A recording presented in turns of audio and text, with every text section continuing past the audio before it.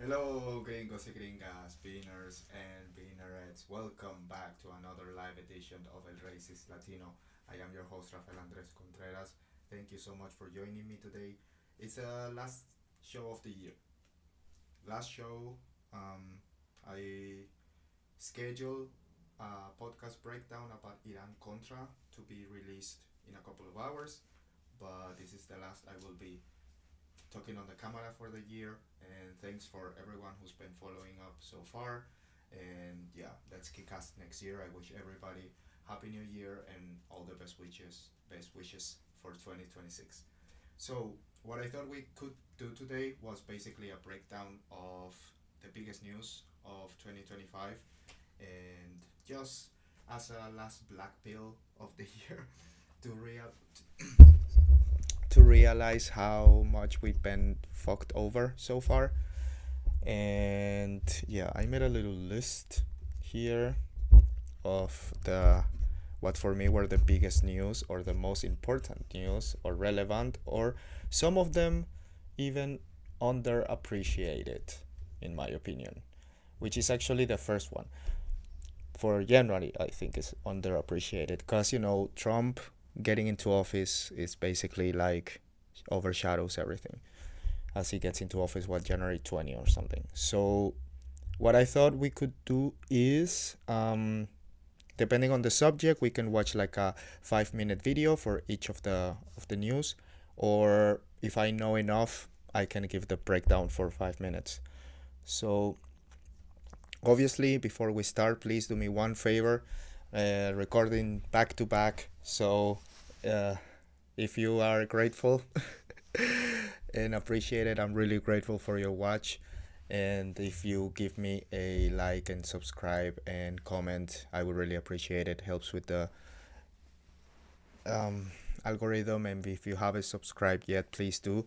If you like the content, if not, then there's enough podcasters out there.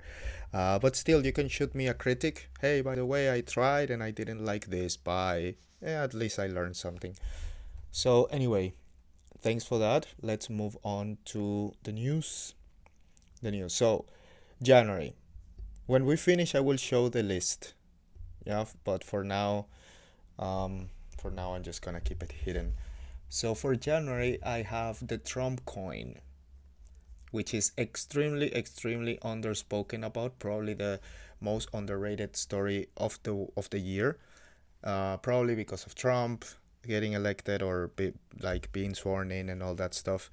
But the Trump coin, I thought, was the first. I was already suspicious, a little bit, a little bit before it was cool, because you had people like Nick Fuentes and stuff who were actually even saying don't vote for him. I thought that was too extreme, and I thought, well, that Trump is better than Kamala. That was my first argument. And also, besides that, not only because it was the worst of both, but what Trump was saying, I liked. Basically drain the swamp and um, cut the funding. A lot of stuff like about immigration and tariffs and illegal immigration and all this stuff and international wars. But as you can see from my content, I'm much more interested in international geopolitics and not so much local politics. Like we spoke about Charlie Kirk and stuff, but otherwise, when it comes to immigration, and now there's this big news about the Somali child care fraud and stuff that's just exploding. It's gonna be the biggest news of the last viral news of the year. Is gonna be this Somali thing just exploded. Everybody came back from vacation for this. It's hilarious.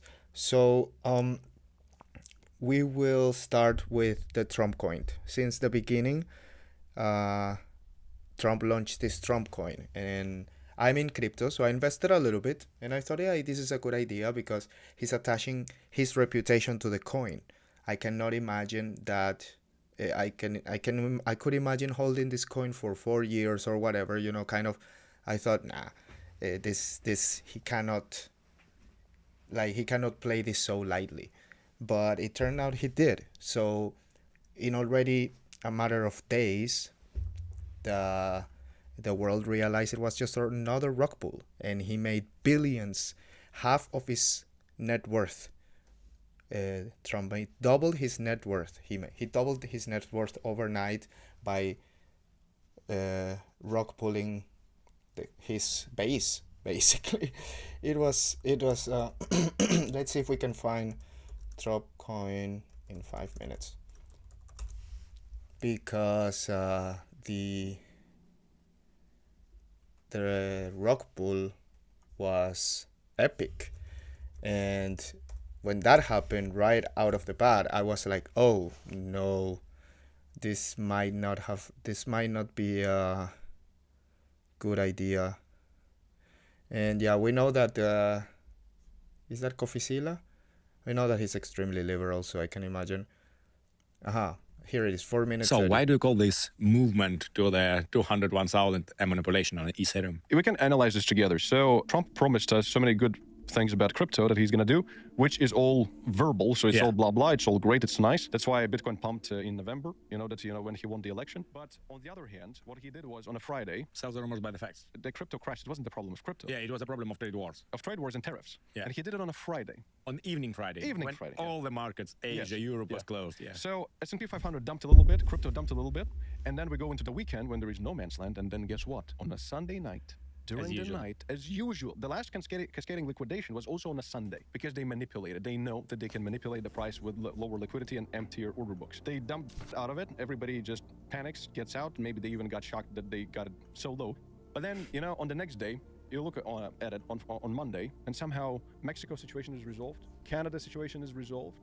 Eric Trump, the son of the president, comes out and says, it's a great time to buy Ethereum. He posted it on Twitter. And then they also said that David Sachs, who is the crypto czar, is going to be speaking on behalf, like a press conference on behalf of the United States and the future of digital assets in the US. So, and they announced it all on Monday. And then guess what? Who bought $200 million worth of Ethereum during this cascading liquidation event? Trump's World Liberty. Trump did. Trump bought the dip for $200 million.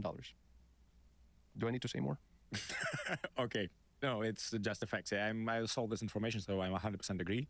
And what is your plans for the trading? Do you plan to trade anymore? I'm actually long now, all things considered. Really? But I'm more, I'm very careful. I have stop losses. So I'm not doing one of those swing trades. I'm doing active trades with shorter stop losses. Yeah, and sure. if we do a big pump, I'll just put my stop loss into no loss and just hope that this is the beginning of the finale of the old season. But if it's not, it dumps, maybe I can lose a few percent, but that's about it. So I'm being very cautious and very careful because even if Eric Trump came out and said it's time to buy Ethereum, it doesn't mean. It doesn't mean, it means that maybe you are exit liquidity. Maybe you're going to be exit liquidity because guess what? What proves this concept is the Trump coin. Look at the price action of Trump coin. They launch it, it goes to $80 just to dump down to $15. They don't give about the fact that billions of dollars of Americans were lost in this. All they had to do is maybe tweet something, say something, which is gonna, support the price because it's a meme coin. It's got no utility. It's got to be supported by the community and by something verbal. So they don't do it. That's exactly why I thought that this would be a good investment back then when I believed Trump was maybe a legitimate human. Because I thought this is attached to his personality. If this coin falls, it means that Trump fall, and I don't see Trump falling anytime soon. So that's exactly the point. But like again, he rug pulled the country, didn't care, nobody spoke about it. It's like everybody forgot about it. So it means that trusting any word out there is very challenging. Do you think this is a change in paradigm, so nobody will believe in their words anymore? Or after the green candles, people forget everything? I think that, it's always like this. So people will forget everything after a candle on Ethereum of 50% in a day. They will forget. They will start jumping into it. I think that the cycle in general is changing. I think that so many institutionals are at play, and all things considered, we have so much positivity. But we have no growth. But Bitcoin is at 100,000. Yeah, that means that somebody sold. Somebody's selling. Somebody's selling, yeah. Or there is price suppression, which is similar terminology. But in my opinion, what is happening right now is we expected a big run when Trump was, even before, we were expecting a Christmas rally. Yeah. So December, nothing happened. Yeah. January, nothing happened. February again. Same. So right now, a lot of the old holders who were holding, like the true crypto ones that are used to the cycles, and they were burnt when they, took Bitcoin maybe from 10,000 all the way to 69,000 to write it down just again to 15,000. And right now they're scared because they just were going through so much that they're like, okay, maybe, I'm not going to risk it. I'm going to take my 5x, 10x, whatever this. I'm not going to be believing in this $1 million per Bitcoin. Okay. They keep talking about Bitcoin. Okay, so yeah, you see, we learn a little bit deeper even about Trump coin. And yeah, that's exactly what happened. is the president just rug pull America. And in my personal book, I didn't see his reputation get that much damage. Again, the people got distracted. It was also during the tariff situation, and him getting elected and stuff. So it got kind of pushed to the side. But it was super important and vital for his beginning, right, to fund his presidency. So that's January. So February, we have the trade war, which yeah, we can find is when Trump started all of this tariff war with China, India, and stuff that totally backfired on him. And tariff war in 5 minutes.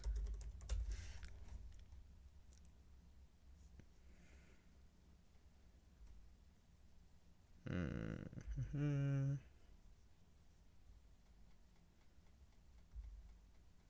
Yeah, but we don't.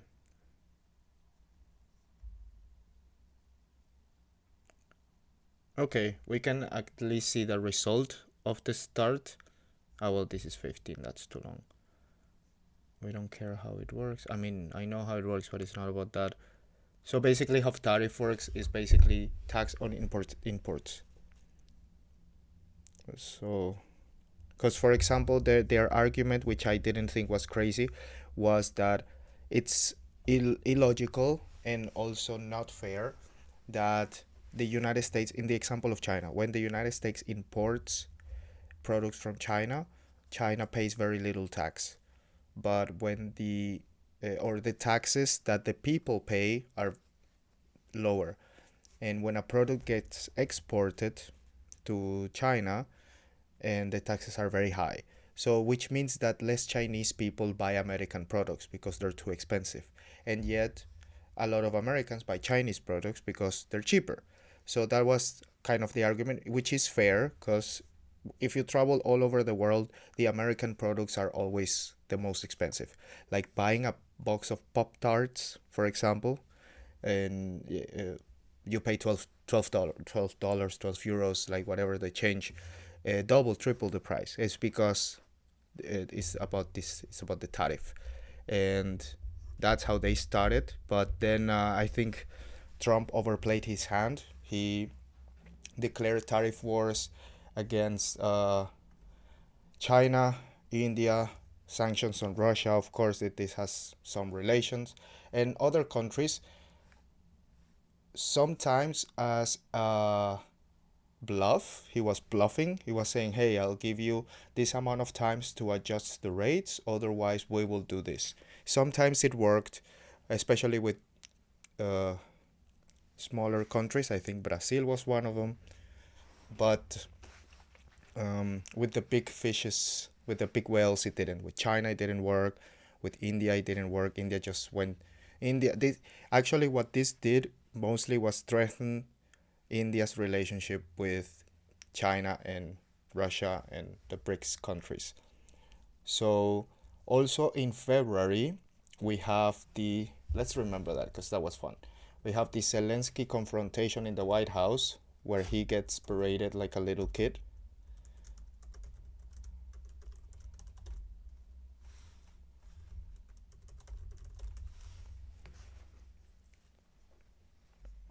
You don't have the cards. You don't have the cards.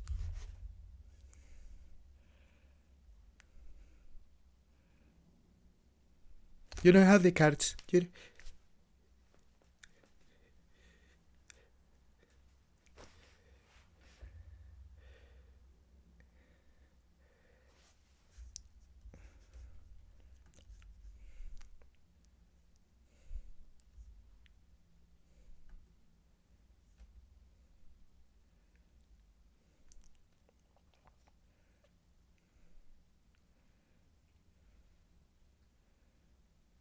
Not playing cards. So it's an analogy, you fucking monkey. Anyway, a metaphor, an analogy, one of them too. Anyway, so that was fun also to experience at the end of February. And then we move on to March. On March, we have, of course, the ceasefire broken by Israel in February, a month before.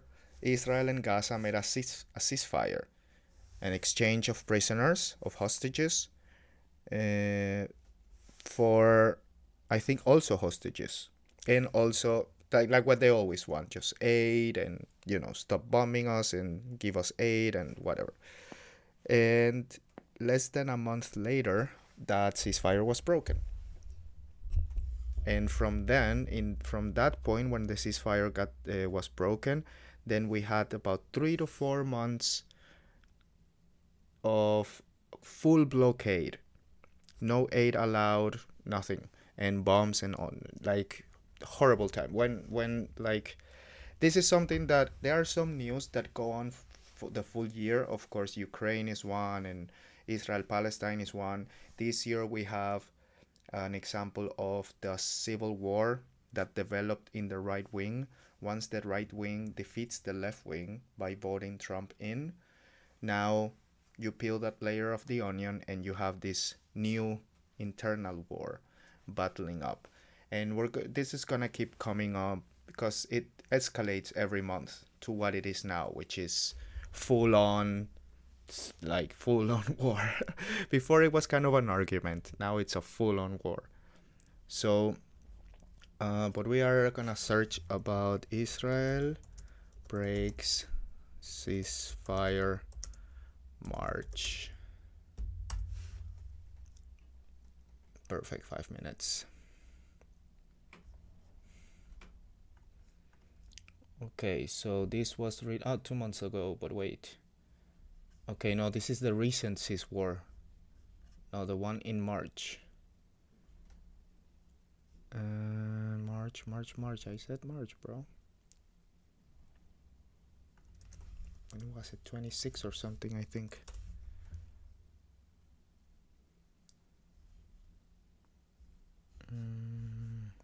What did? Because of course I used AI for this list to help. But of course AI, especially Grok, was mega biased, ignoring like some huge news that I was like, come on, bro, don't forget about this, don't forget about that. Oh man, where did I find this one? Let me see, maybe I can find it. When did Israel break the ceasefire in March? I guess he assumes which day, I hope, because when in March 18 was the day. Okay, so let's go back to March 18.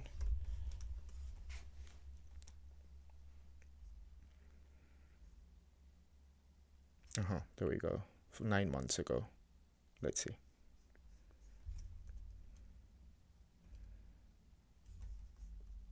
No, not a video, only no.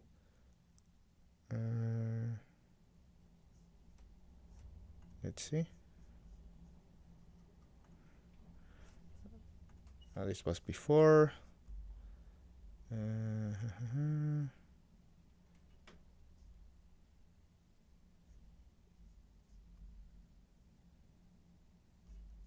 17 years ago, Hamas-Israel ceasefire. 17 years ago. Fuck, it hasn't changed. Nothing has changed.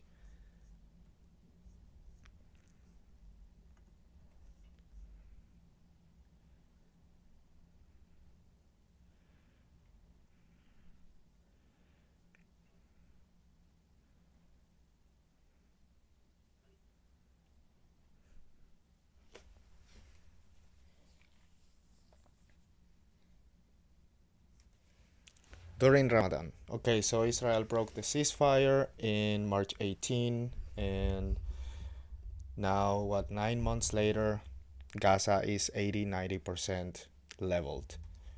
So back then they still had a couple buildings, right? So yeah, that's what's up. And also we have in the Middle East the Houthis. Is when the Houthis started making problems.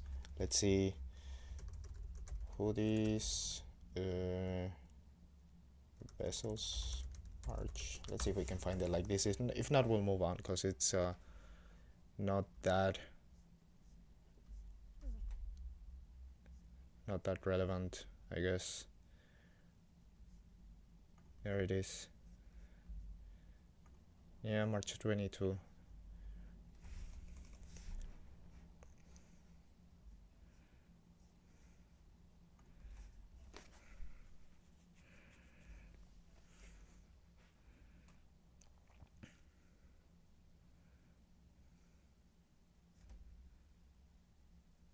Yeah, so that's basically exactly what happened. And then Trump started bombing Yemen, and they started bombing actually Houthis, and then they also started bombing weddings and civilians and people in prayer groups. So both of those things happened, and until he quit.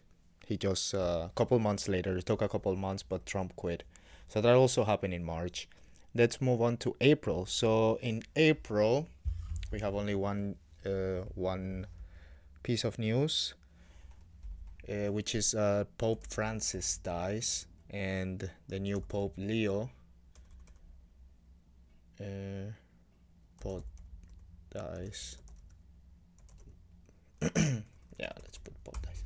And Pope Leo gets re- in, elected, I guess. And Pope dies. Vatican announces both this. But that's why I wanted to write. So I want to see if we can get news of both things. Pope Leo.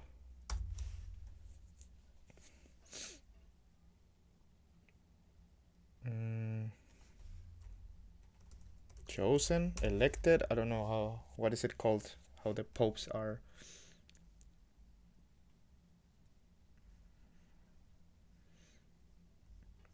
Here we go.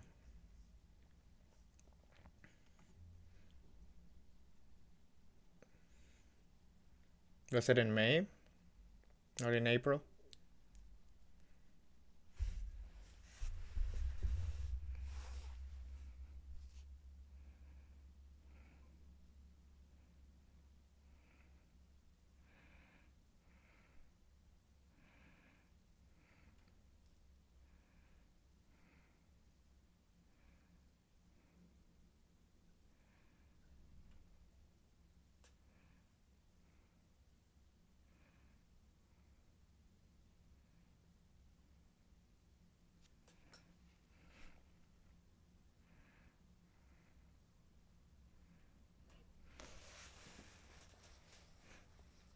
Philadelphia. Wasn't he born in Chicago?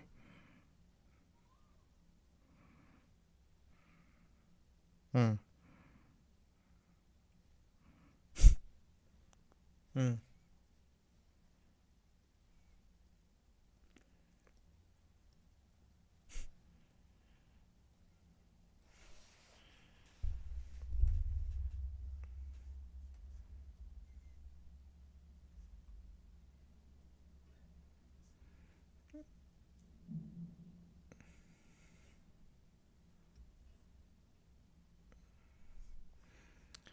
So let me confirm. Yeah, April. I just want to confirm that it was in April and not in May, because then I would have to find another story for April. But yeah, so in May, Pope Francis dies and Pope Leo is in, installed, elected, chosen, whatever. That is April. Then May is when things really start crumbling down for Donald Trump, because May is when he presents the big beautiful bill.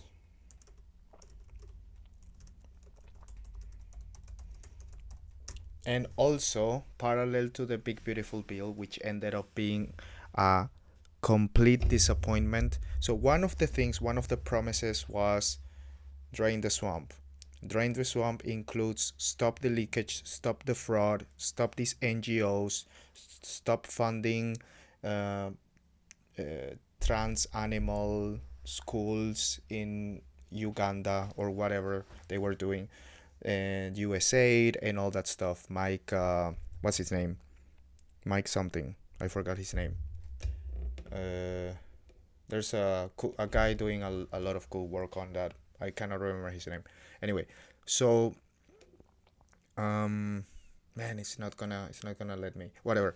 So so that was one of the problems. And Dodge came. Elon proposes Dodge because Elon has been buying all these companies and just actually cutting through the fat. He came into Twitter, fired whatever amount of percentage, 40% of employees or 60%, and kept only 40, and kept it running successfully. And actually, um, Zuckerberg did the same thing, and a couple of big tech people were adapting this principle, and he wanted to bring this to the government. And because he donated around 200 something or 300 million bucks, he was of course very close to Trump. And Dodge came, which is the Department of Government Efficiency. Him and uh, let me go big for this, I guess, so I can explain this. I know about Dodge a bit. So him and I'm already big, and Vivek Ramaswamy, they were supposed to go through all of these newly created non-profit organizations like USAID, uh, including also not only that, but also including big government organizations. They even spoke, which it was hard to believe, but it was even the Pentagon was mentioned, because the Pentagon has missed the audit for the eighth year in a row or something. And yeah, we were all very hopeful. This was one of the good things that actually we were hope coming. No wars, blah blah blah, and then let's reduce the fraud. Let's clear a little bit all this swamp. Yeah, clear the swamp and clear all this mud, all this fucking disgusting corruption, basically. And of course, Trump presents the big beautiful bill that gives $1 trillion to the Department of Defense, now called the Department of War, that takes money away from Medicaid, that doesn't reduce. It basically didn't do shit. So we can watch the video, a quick video explaining. But it was one of the moments. Elon had deployed. He went to a couple of places, and he deployed his geeks to find fraud, and they found a ton of it. But when he brought it back to Trump, he completely ignored it, presented this big beautiful bill, and this is when Trump and Elon fought. And Elon showed up in the White House, in the Oval Office, with a black eye. Apparently he was offered makeup and refused it. So, and this is the moment when Elon and Trump split sides. A little bit later, Elon posted on Twitter, Trump doesn't want to release the Epstein files because he is on them. This is where the Epstein thing started, which is another news story that develops through the whole year. Since this moment, this was like the catalyst of that. But let's see, something shorter than 17 minutes. Of course. All right, here we go. There was a couple of good things there, but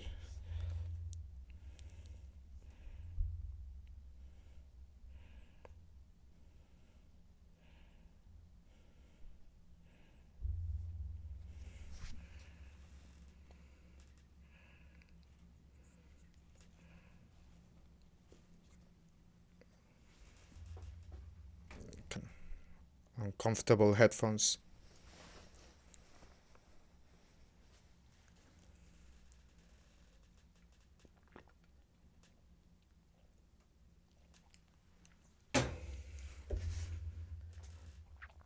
That was one of the few good things.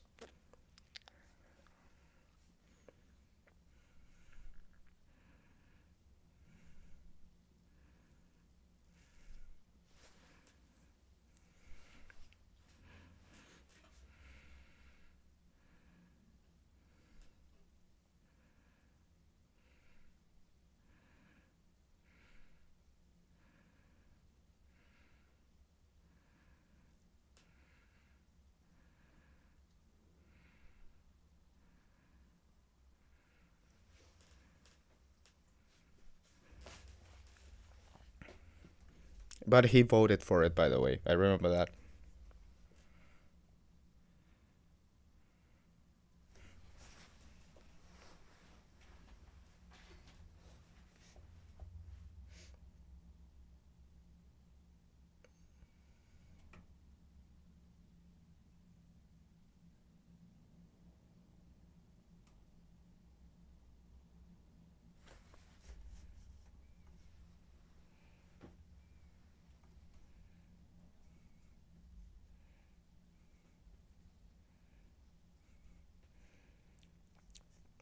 So of course that was the day that Trump presented the bill. It wasn't approved until a couple months later, but by presenting this bill is when the trust in him starts crumbling. So that's why I think this putting that story here, it's more relevant than, for example, I combine this with the end of Dodge. So Dodge starts in February.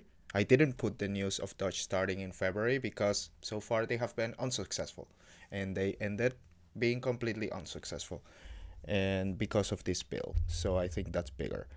Then we move to June, and June is of course very, very obvious. June is United States bombs Iran, and maybe I can. Oh wait, am I putting clips? I'm putting clips, and I am not even. Oh fuck, I'm not even on the screen. Shit. So you were not seeing any of those clips. Oh, I apologize. What an idiot I am. Okay. Is it?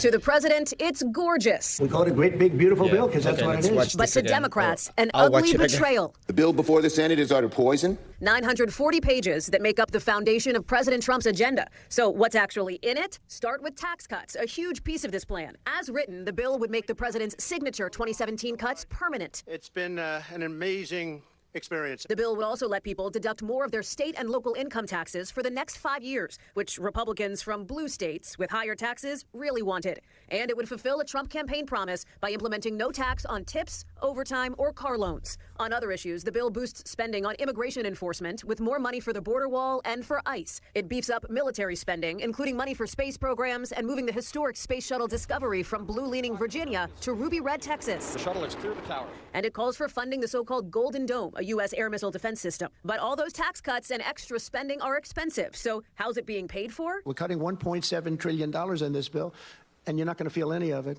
Critics say that's not even close to being true, considering the cuts the bill calls for to social safety nets that lower-income Americans rely on, with even some Republicans who voted to move the bill forward concerned. If we're going to be a working class party, we've got to protect working people. As I said, and now I you just understand the Medicaid context stuff in of here. what I I think was it's bad. saying. New requirements and restrictions for Medicaid could make it harder to earn its benefits, effectively, experts say, kicking people off. A new estimate predicts more than 10 million Americans would lose their health insurance. We're not talking about living this life of luxury with Medicaid. We are honestly talking about this life and death and how do we provide for our child in our home. And the bill also makes changes to the SNAP program, or food stamps, to save billions. It gets rid of green energy and environmental credits, too. Yeah, and use that's the most of that use is in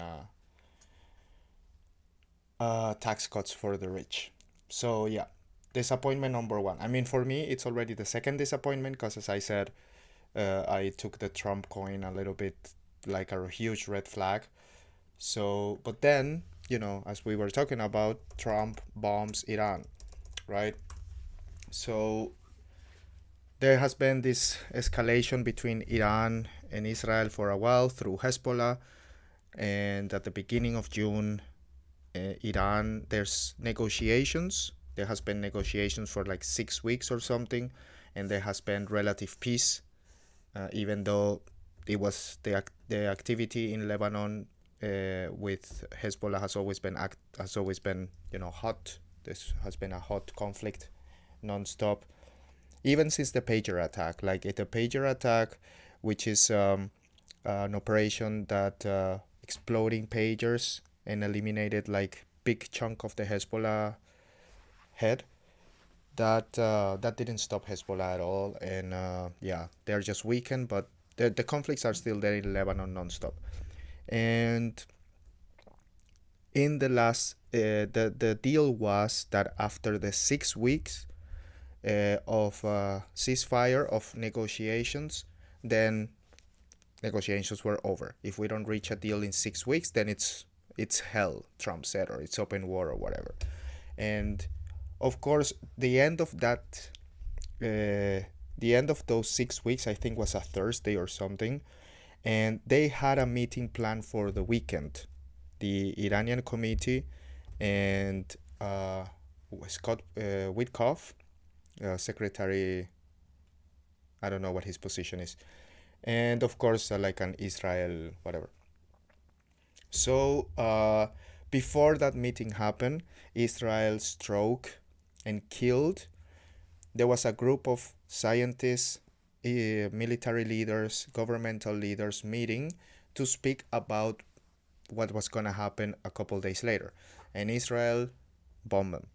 And Mossad bombed them. I don't want to get through the details that I know, even though I don't know everything. But one of the things that this brought parallel was the rise of Nick Fuentes, and which is also very important for the civil war part of the break of the news this year, that when Nick becomes explosively viral, then this Israel conversation starts really taking shape in the media, not like in the conversation between people, but like on camera. And you had small people talking about it. For example, Breaking Points is one of them, and Dave Smith. And Nick Fuentes has always been talking about it. He was always been banned. And his coverage of the Iran war was probably number one in the country regarding, every day. His breakdown was like solid. I watched most of them, and it's this is when he starts rising. So that war lasts 12 days, and this is one of probably the time when the trust in Trump collapses by the real centrist, the real America First or MAGA base. This is really when everybody loses hope. After the Big Beautiful Bill, this kind of sealed the deal. And we didn't even cover Epstein. Like when the Epstein things begins, when does he say? I didn't put that on the list, but when does he say, "Are you still talking about Jeffrey Epstein?" Yeah. When was this? 5 months ago. Exactly. So we're talking about June, and this was 1 month later. So in July already. So that was the news for June. For July, what I had is that the government goes on break, basically, because of this Jeffrey Epstein. Because of this, all of that, the government is supposed to go on break for a couple weeks or something, and they go on break for 6 weeks to avoid the vote of these Epstein files. And this is how it's connected to this by coincidence. So could you resolve whether or not he did, and also could you say why there was a minute missing from jailhouse tape on the night of Saturday? Yeah, sure. If Could I just interrupt for 1 second? Are you still talking about Jeffrey Epstein? This guy's been talked about for years. You're asking, we have Texas, we have this, we have all of the things. And are people still talking about this guy, this creep? That is unbelievable. So when this happened, the MAGA base completely collapsed. This was one of the catalyst, big moments of the civil war or the break of the MAGA movement. And this, and also the TPUSA Amfest. TPUSA is Turning Point USA, is the organization run by Charlie Kirk. And they have, their conservative conferences. And in the one in July, Tucker Carlson spoke, and Dave Smith had a debate against Josh Hammer, and they criticized Israel a lot, and the backslash against Charlie Kirk was huge. And this also was the catalyst around July, is where you see the kind of division starting to grow and grow and grow between the America First that refuses to give money to foreign countries and stuff like this and stop funding Israel, stop funding everyone, basically, not only Israel. And the Israel First, who say that you have to support Israel because this is some people use that this is American, so people use the Bible, so people use the allies, and some people say it's the benefit of America because Israel is keeping the savages Muslims at bay, and without them then we would die of terror attacks every day. So yeah, and of course you have on the one side people like Ben Shapiro, Mark Levin, and well, who else?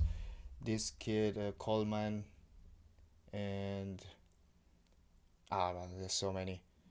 Of course, Laura Loomer, I don't know, etc., etc., and of course Charlie Kirk. And on the right side, you had not only Nick Fuentes, not only Dave Smith, but Tucker Carlson switched, and Piers Morgan started to switch. And Piers Morgan started to switch at the beginning of the year, by February already. And you had Candace Owens got fired from Daily Wire and started immediately when she started criticizing Israel about Palestine. So all of that created this problem we have now. And of course, with them comes the base. So the reason why the civil war is so active and so important is because I think you have already 60-70% of the people supporting the American First base, but the Israel First, or this conservative, not conservative, neocons, or whatever you want to call them, this war party, they have all the money and the power. So that's why it's unbalanced. But when it comes to the people, if you were to vote tomorrow and the votes were actually not fraudulent and really properly counted, then definitely all of these people would go out. There would be no more AIPAC, no more nothing. And yeah, of course, the Israel lobby is a big part of that. So in August, Pam Bondi comes and gives 50 million bounty on Maduro, and the war with Venezuela is turned on in some way. For no reason. Today, the Department of Justice and State Department are announcing a historic $50 million reward for information leading to the arrest of Nicolas Maduro.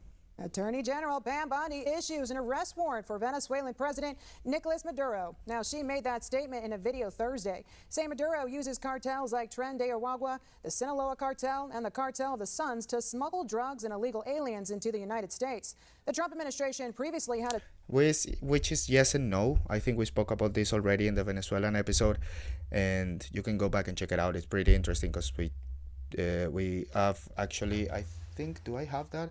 Where I analyze the story of the Cartel de Soles in Tren de Aragua.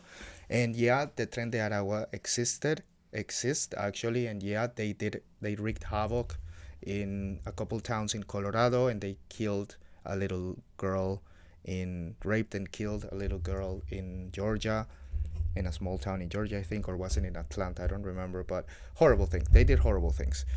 And then Trump was using, which is horrible, I'm not excusing that, obviously, but now Trump is using that as an excuse of declaring war on Venezuela, which is kind of ridiculous in that case.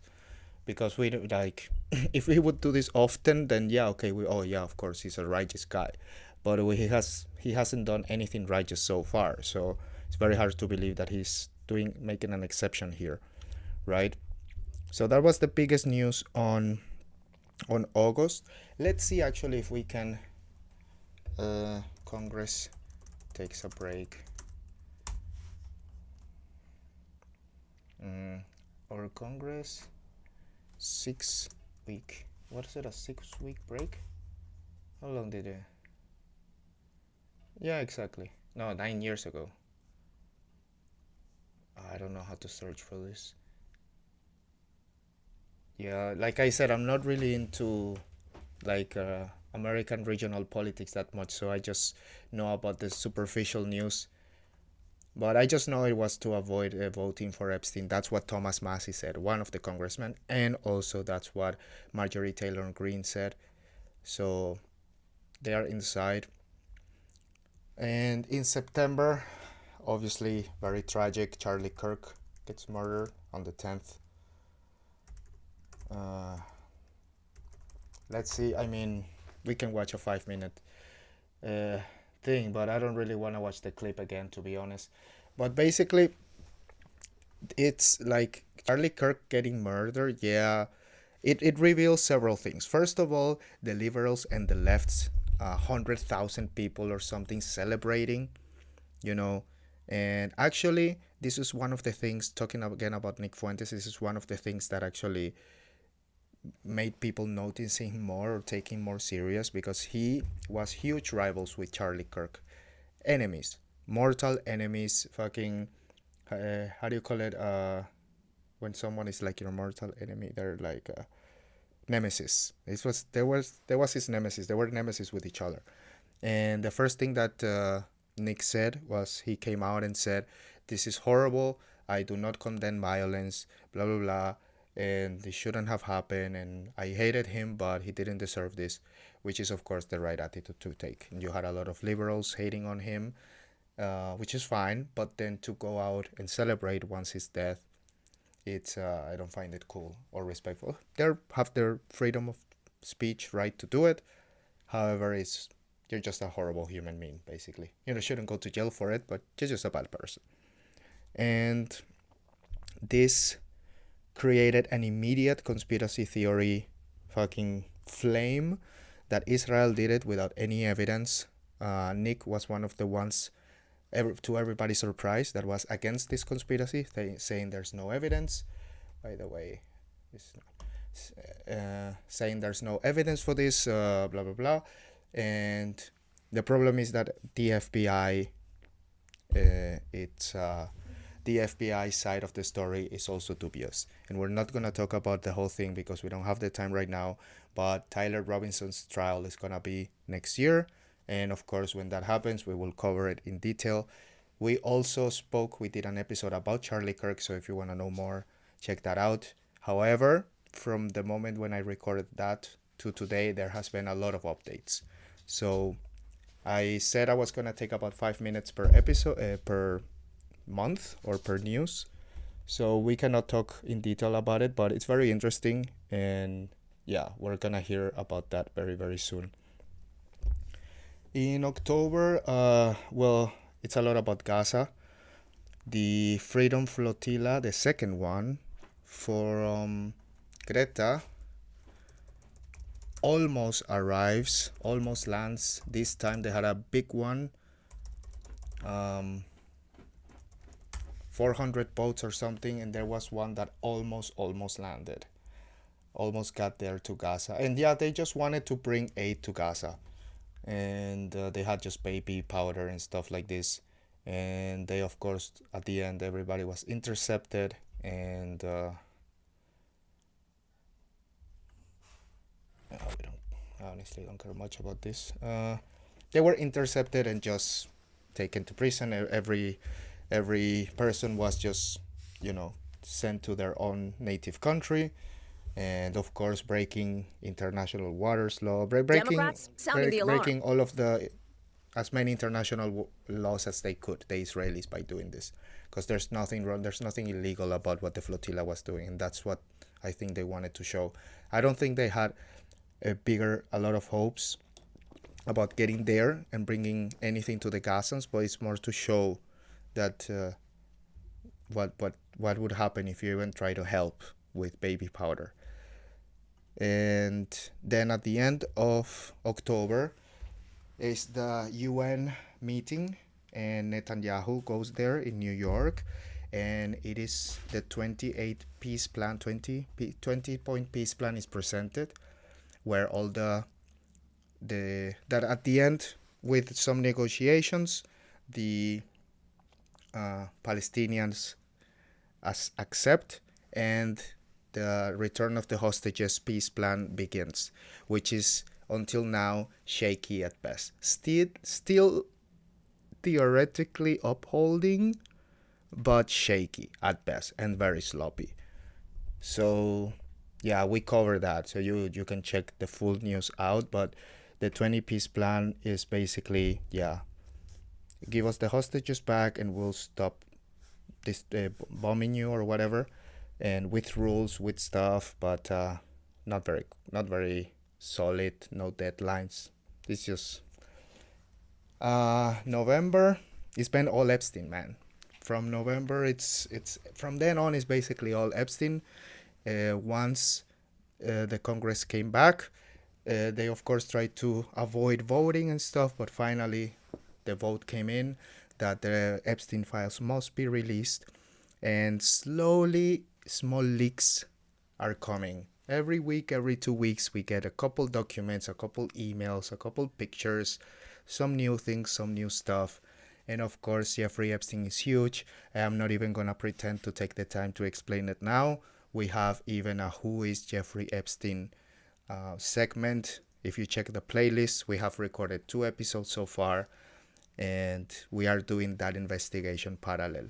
But from then basically until now, you have had mostly Epstein and more Candace Owens conspiracy about the Charlie Kirk's death, and more Gaza, and more, yeah, up until the latest news that happened basically today and yesterday, which is this the revelation of these child care centers in Minnesota and now in Ohio. So yeah, that's probably what we're gonna talk about next week a little bit, even though that's national news. It doesn't really interest me much, but it's really viral. It's crazy how this shit spread. I find that even more interesting than the news itself. So yeah, that's December, man, and that was the year. Of course, I can imagine that all of you are gonna think, what, you forgot about this, you forgot about that, what about immigration, what about this? Like, dude, these are the news that were more interesting to me. These were the news that were more relevant to me in my life and for what affects me personally. And I'm sure I forgot other stuff that I didn't have the time or forgot. Maybe tomorrow I will. Oh shit! That it was a very messy year, very chaotic year. Nobody, every month we had like a twist or like crazy. It was really crazy year. And yes, I want to thank everybody for listening. And yeah, I guess this is it for 2025. And let's hope for better news next year, even though I have very low hopes. But I try to stay positive. So please like, comment, subscribe. I will do my best and really try hard to keep this channel going and keep the discipline. And it's tough, it's not easy to discipline yourself and do this at least once a day, especially when you're busy or when you're tired, when you're not in the mood, when there's no news at all. It's like, oh, 1 week, it's very slow news. What are you gonna talk about? It's like, I would rather watch another movie, or you know what I mean? Or so yeah, I'm gonna try to keep discipline. And yes, anybody who likes to watch along, give me a like and a subscribe. I appreciate it. And yeah, everybody all over the world, have a really nice Happy New Year and celebrate. Don't get drunk, or get drunk but then don't drive. Be safe. And yeah, I wish everybody peace and love. Bye.